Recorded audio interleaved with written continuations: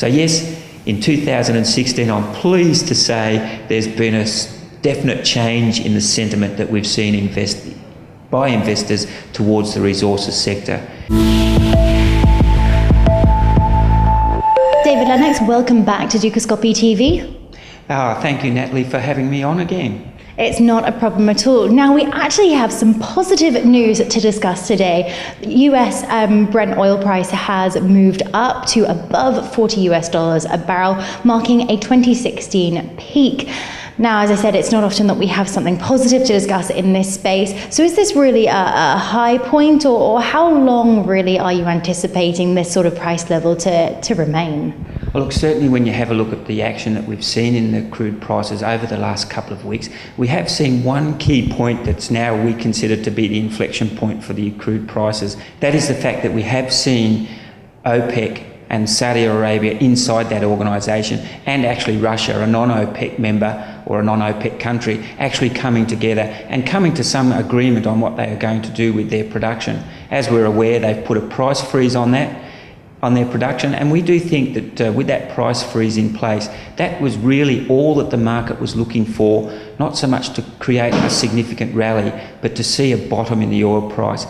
In terms of where do we think the price is going to go from here, yes, we believe, seen that bottom, and yes, the rally has been relatively strong given from where the oil prices have come from, but we do think that going forward there are headwinds that will blow significantly against any sustainable rally in the longer term. Primarily, we've got over 500 million barrels of US oil inventory, so that's going to be a significant headwind while we wait to see what happens in terms of the unwinding of that record number of inventory barrels.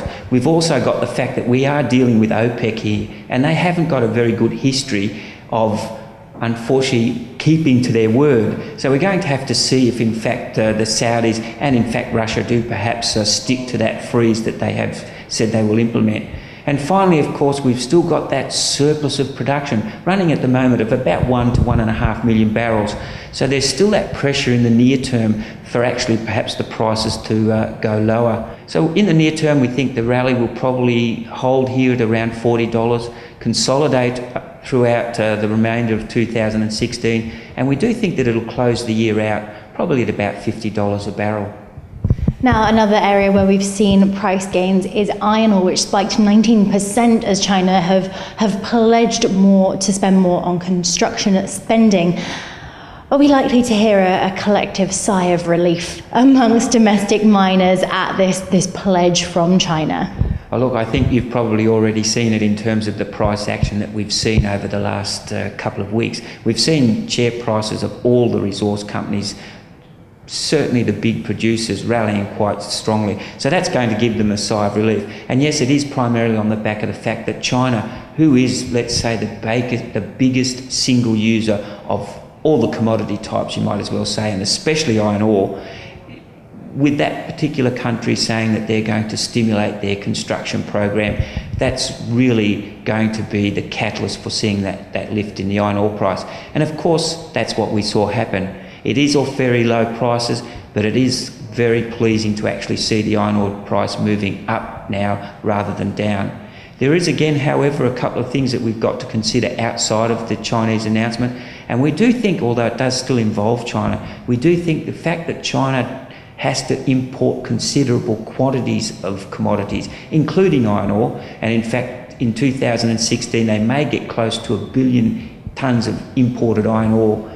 That's going to be, we believe, one of the significant drivers in continuing to support the iron ore price going forward.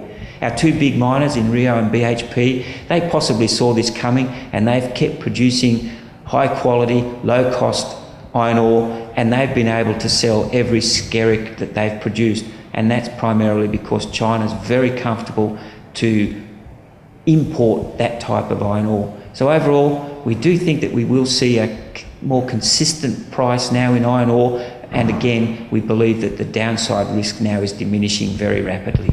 One area of interest within this space is in fact copper. Now, in last week's trading, we saw a 4-month high, yet on US dollar strength, we have seen a pullback in those copper prices. What is the level of correlation here? And I guess moving forward, how is US dollar fluctuations as we expect, going to shape this metal? Look, certainly there is a strong correlation between not just copper and the US dollar, but also all the other broader commodities as well. And that's primarily because they are denominated, unfortunately, their prices are denominated in US dollars. However, the correlation does tend to break down when we get to extremes within individual markets. And you'd have to say in the copper market over the last 3 or 4 years, we've seen an extreme of concern over demand, we've seen an extreme in abundance of supply. And when we see that extreme, the US dollar does tend to play less of a role in its impact on pricing. It's only when we start to see the extremes moderate that we do then start to really see the US dollar having a significant impact. And that's not only for copper, as I said, but for the broader commodity complex as well. So again, it's that extreme movement that does keep the US dollar from having less of an impact. But unfortunately, what we did see through 2014 was a US dollar that moved significantly and in one direction, and that was up. And when we see that sort of pattern, that is really when we do see the US dollar starting to have a significant impact on commodity prices.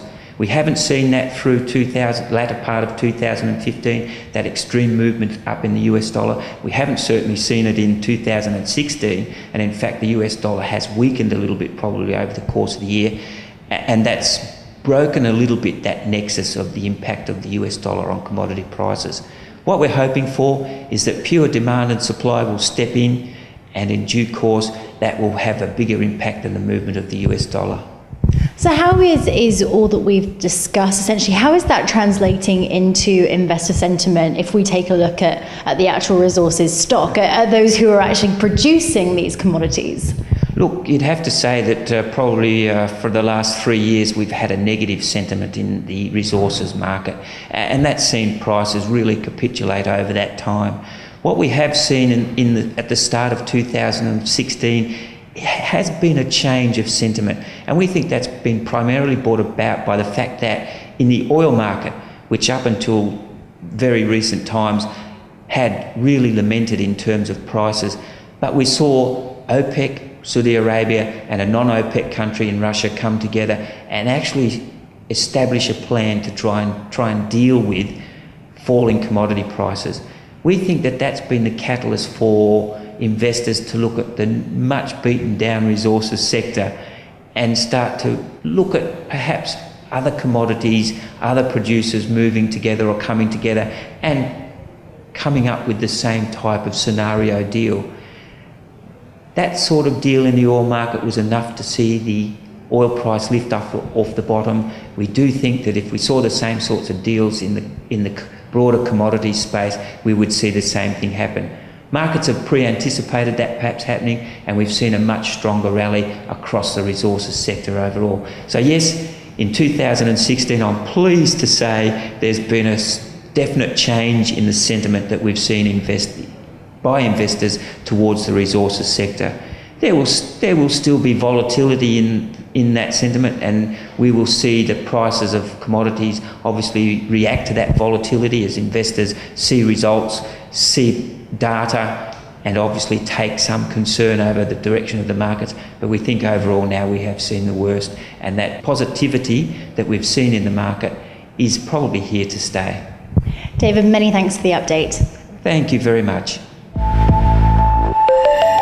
For more insights into the resources space, do stay tuned for Commodities Corner on Dukascopy TV. I'm Natalie MacDonald. You've been watching Sydney Direct. I'll see you next time.